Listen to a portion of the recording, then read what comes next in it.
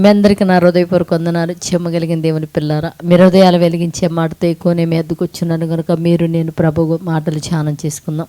మరి ప్రభు మాటలు ధ్యానం చేసుకోబోయే ముందు రాత్రి కాలం నుంచి మిమ్మల్ని, మీ కుటుంబాన్ని, మమ్మల్ని సంఘానికి జ్ఞాపకం చేసుకొని మనకి ఆయుష్ని, ఆరోగ్యాన్ని, మంచి నిద్రను తెచ్చేసిన దేవుడికి మన ప్రభు మా రక్షకుడు యేసుక్రీస్తు వారి నామములో శిరస్సు వంచి వందనాలు స్తుతులు తెలియచేసుకుంటూ వచ్చిన చరణం పాడుకొని వాక్యాన్ని మనం ధ్యానం చేసుకుందాం. దేవుని పిల్లలారా, నీ వాక్యమే నన్ను బ్రతికించెను, బాధలలో నెమ్మదినిచ్చెను,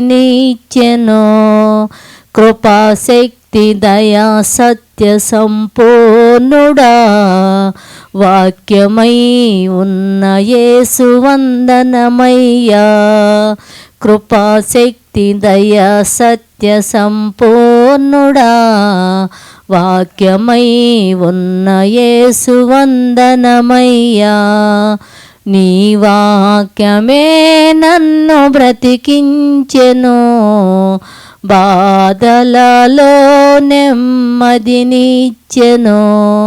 వాక్యం మనం ధ్యానం చేసుకుందాం. దేవుని పిల్లలు ఒకసారి చూడగలిగితే యోహాను మొదటి పత్రిక 2వ అధ్యాయము 5వ వచనంలో ఒక మాట రాయబడింది.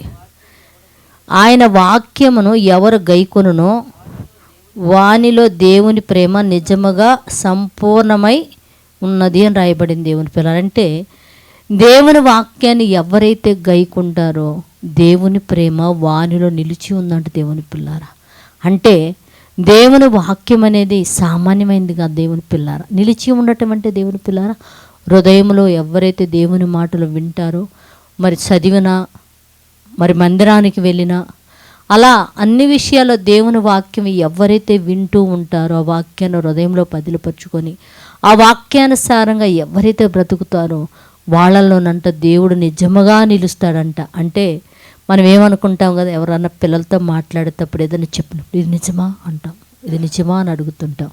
అందుకని దేవుడు చెప్తున్నాడు, నిజముగా ఈ వాక్యము కానీ నీలో కానీ నిలిచి ఉంటే దేవుడు నీతో ఉంటాడు, ఆయన ప్రేమ ఉంటుందని చెప్తున్నాడు దేవుని పిల్లల. కనుక దేవుని మాటలు విన్నప్పుడు విని విడిచిపెట్టే వారిని కాక ఆయన మాటలు మన హృదయంలో కానీ దాచిపెట్టుకుంటే నిజంగా ఆయన ప్రేమ మనలో నిలిచి ఉంటుందని చెప్తున్నాడు. కనుక అలా ఆయన ప్రేమకు మనం బద్దులమై ఉండే విధంగా, నమ్మకస్తులుగా ఉండే విధంగా ఆయన మాటలు మన హృదయంలో దాచిపెట్టుకొని దేవుడి చేత ప్రేమింపబడేవారుగా ఉండాలని ప్రేమతో తెలియజేస్తూ ప్రార్థన చేసుకుందాం.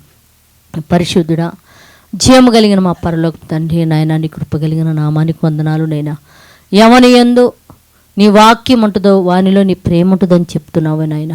నీ మాటలు మా హృదయంలో పదిలపరుచుకొని వాక్యానుసారంగా బ్రతకడానికి శక్తిని మనం అడుగుతూ తండ్రి, ఎంతమంది అయితేనైనా నీ వాక్యం విని విడిచిపెట్టి వాక్యానికి లోబడక దుష్టుడి యొక్క ఆధీనములో వెళ్ళిపోయి తమను తాము పొడుచుకొని నాయన భయంకరమైన పరిస్థితుల్లో ఉన్నారు. అట్టి బిడ్డలను కనికరించి మళ్ళా నీ వాక్యముతో తండ్రి వాళ్ళను పోషించినైనా నీ మాటలు హృదయంలో నిలిపి నీకు నచ్చినట్టు బ్రతికి నిత్య జీవానికి చేరుకునే భాగ్యం బిడ్డలకు అనుగ్రహించి సహాయం చేయమని, వాళ్ళ అవసరాల కర్రలు తీర్చమని మా రక్షకుడు నీ కుమారుడైన యేసయ్య నామములో ఈ ప్రార్థన అడుగుతున్నాం తండ్రి, ఆమేన్. మీ అందరికీ నా హృదయపూర్వక వందనములు, ధన్యవాదాలు.